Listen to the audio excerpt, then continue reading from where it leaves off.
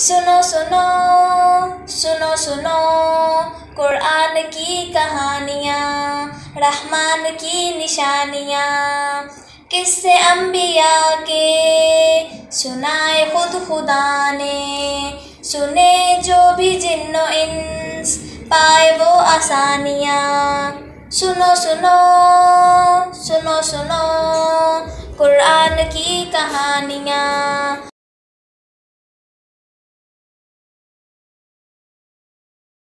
अस्सलामु अलैकुम वरहमतुल्लाहि वबरकातुहू। बहुत ही प्यारे हंसते मुस्कुराते साथियों, सिलसिला कुरानी कहानियों में खुशामदीद, जहां आप सुनते हैं रोज़ाना रंग बरंगी पुरानी तारीख़ी सीखती सिखलाती सच्ची कुरानी मज़ेदार कहानियाँ।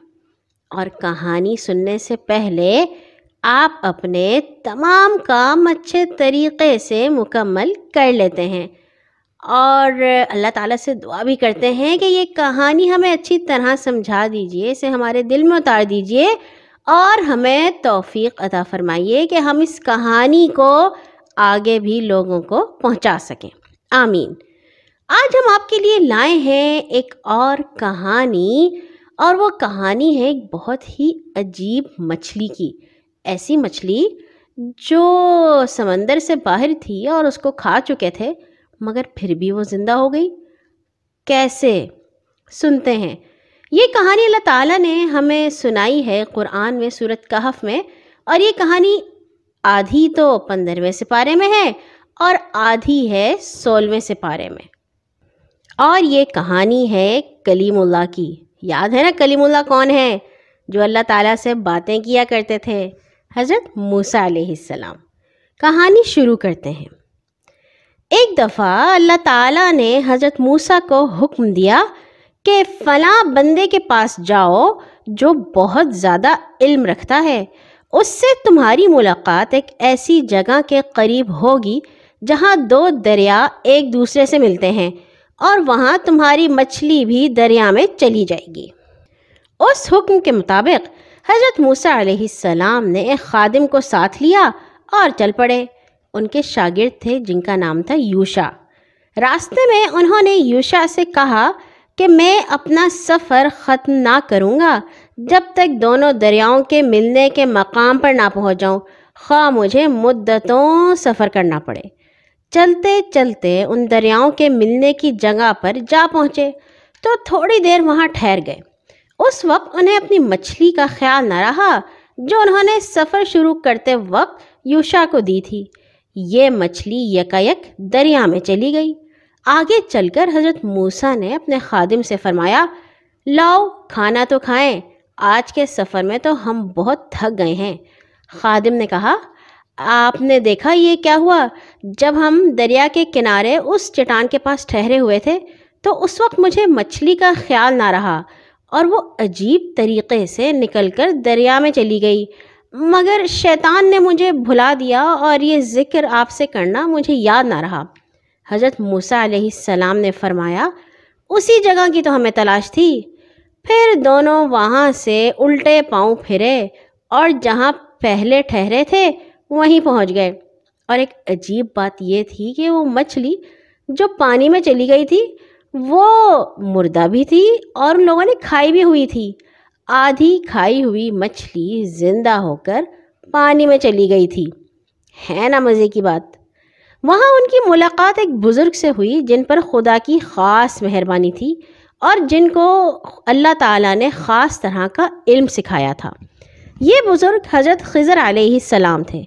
हज़रत मूसा अलैहिस्सलाम ने उनसे कहा, अगर आपके पास उस ख़ास इल्म से जो अल्लाह ने आपको सिखाया है और जो आपके पास मौजूद है, आप मुझे भी कुछ सिखाएं तो मैं आपके साथ रहूं। हज़रत ख़िज़र रज़ियल्लाहु ताला अन्हु ने जवाब दिया, आप मेरे साथ सब्र नहीं कर सकते और जिस चीज़ का आपको इल्म ना हो आखिर उस पर आप सब्र कर भी कैसे सकते हैं? यानी कि अगर मैं कुछ ऐसा काम करूँगा जिसके बारे में आपको इल्म नहीं होगा और आप मुझसे पूछेंगे ये क्यों हुआ, ये कैसे हुआ, ये कब हुआ, तो फिर मेरे साथ रहना मुश्किल होगा। हज़रत मूसा अलैहिस्सलाम ने कहा, इंशाअल्लाह मैं किसी मामले में आपकी नाफरमानी नहीं करूँगा, आप मुझको साबिर पाएंगे میں آپ سے کوئی سوال نہیں کروں گا۔ حضرت خضر علیہ السلام نے کہا اچھا، اگر آپ میرے ساتھ رہنا ہی چاہتے ہیں تو جب تک میں خود آپ سے کوئی بات بیان نہ کروں آپ مجھ سے اس کے بارے میں کچھ نہیں پوچھیں گے۔ حضرت موسیٰ نے کہا بہت اچھا۔ اب وہ دونوں آگے روانہ ہوئے۔ راستے میں پڑتا تھا دریا۔ جب دریا پار کرنے کے لیے دونوں ایک کشتی میں سوار ہوئے تو حضرت خضر نے کشتی کا ایک تختہ توڑ کر اس میں سوراخ کر دیا۔ حضرت موسیٰ نے کہا ارے آپ نے کشتی میں سوراخ کر دیا تاکہ اس میں سوار سب لوگوں کو ڈبو دیں، اور یہ لوگ تو اچھے ہیں، یہ تو ہمیں دوسرے کنارے پہ پہنچا رہے ہیں، یہ تو آپ نے بڑی خطرناک بات کی۔ حضرت خضر نے کہا میں نے آپ سے کہا نا کہ آپ سے میری باتوں پر صبر نہیں ہو سکے گا۔ حضرت موسیٰ نے کہا مجھ سے بھول ہو گئی، اسے معاف کر دیجئے اور میرے معاملے میں زیادہ سختی نہ کیجیے۔ پھر دونوں آگے بڑھے تو راستے میں ایک لڑکا ملا، بہت ہی پیارا سا۔ حضرت خضر علیہ السلام نے اس کو پکڑ کر قتل کر دیا۔ یہ دیکھ کر حضرت موسیٰ علیہ السلام بولے آپ نے ایک بے گناہ لڑکے کو مار ڈالا حالانکہ اس نے کسی کا خون نہ کیا تھا، یہ تو آپ نے بہت ہی برا کام کیا۔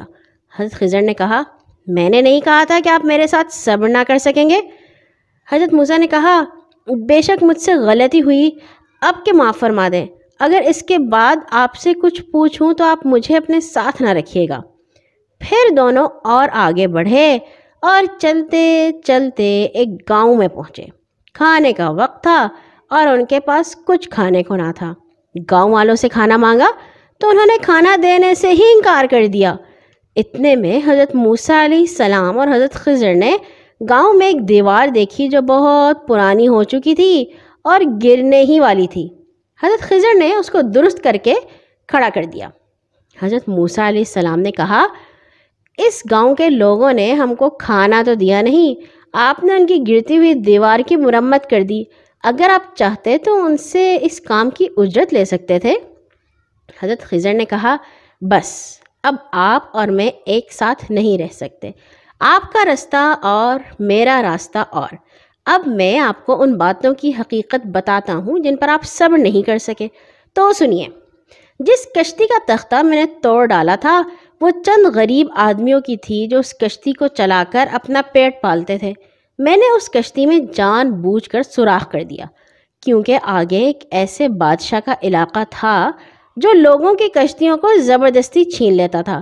وہ سوراخ والی کشتی کو بیکار سمجھ کر چھوڑ دیتا، جبکہ وہ لوگ اس کشتی کو مرمت کر کے اسے پھر استعمال میں لے آتے۔ اور وہ جو لڑکا تھا اس کے ماں باپ دونوں مومن تھے۔ یہ لڑکا اگر بڑا ہو جاتا تو اپنی نافرمانی اور کفر سے ان کو بہت تنگ کرتا، اس لیے میں نے اسے مار ڈالا۔ مجھے خدا کے ہاں سے امید ہے کہ وہ اس کے بدلے میں اس کے والدین کو نیک اور فرما بردار لڑکا دے گا جو ان کی خدمت کرنے والا ہوگا۔ اور اس دیوار کا معاملہ وہ یہ ہے کہ یہ 2 یتیم لڑکوں کی ہے جو اس گاؤں میں رہتے ہیں۔ اس دیوار کے نیچے ان بچوں کے لیے ایک خزانہ دبا ہوا ہے۔ ان کا باپ ایک نہایت نیک آدمی تھا، تو خدا نے چاہا کہ دونوں لڑکے جوان ہوں اور دیوار کے نیچے سے اپنا خزانہ نکال لیں، اس لیے میں نے اس کو کھڑا کر دیا۔ اگر دیوار گر جاتی تو اس خزانے کے ضائع ہو جانے کا ڈر تھا۔ یہ باتیں حضرت موسیٰ علیہ السلام کو بتا کر حضرت خضر علیہ السلام نے فرمایا کہ میں نے جو کچھ کیا صرف خدا کے حکم سے کیا، اپنے اختیار سے کچھ نہیں کیا۔ اللہ تعالیٰ نے مجھے ان باتوں کا حکم دیا تھا، لیکن آپ ان پر صبر نہ کر سکے۔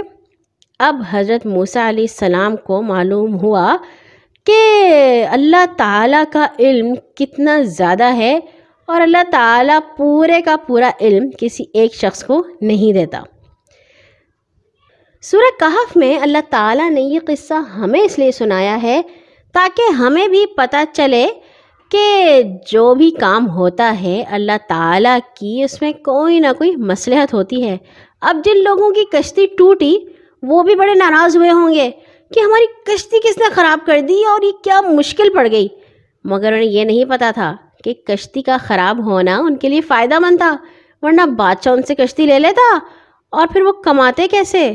اسی طرح جب اس لڑکے کو قتل کیا حضرت خضر نے تو اس کے اماں ابا تو بہت پریشان ہوئے ہوں گے کہ ہمارا بیٹا کیسے مر گیا، مگر انہیں یہ نہیں پتہ تھا نا کہ اگر یہ بیٹا بڑا ہوتا اور ان کی نافرمانی کرتا، انہیں تنگ کرتا، تو وہ کہتے اللہ تعالیٰ آپ نے ہمیں ایسا بیٹا کیوں دیا ہے۔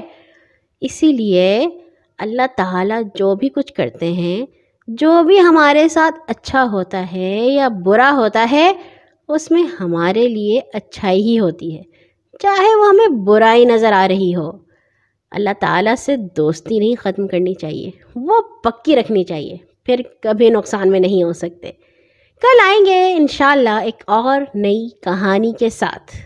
آج کے لیے اتنا ہی۔